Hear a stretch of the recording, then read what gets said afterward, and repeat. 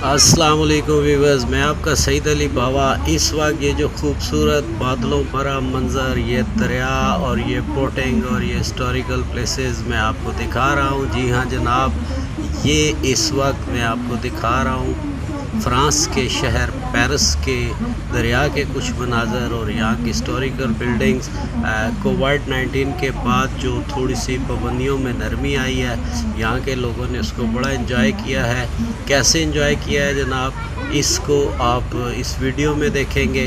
ये आज बड़ी मेहनत से मैंने आपके लिए वीडियो तैयार की है और इन खूबसूरत मनाज़र से आप लुत्फ़अंदोज़ हों और मुझे जो है फ़ीडबैक ज़रूर दीजिएगा।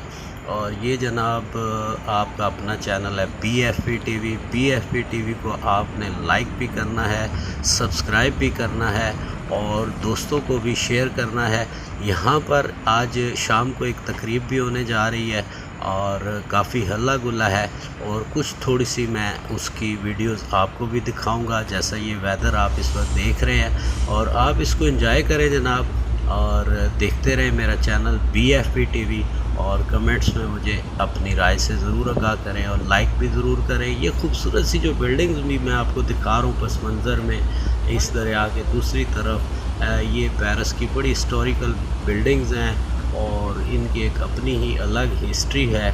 और ये जो मनाज़र हैं अभी ये आप देख रहे हैं, यहाँ लोग बहुत कम हैं, लेकिन जो ही शाम होगी तो यहाँ पर एक जो मेले का समा है वो भी मैं आपको दिखाऊंगा।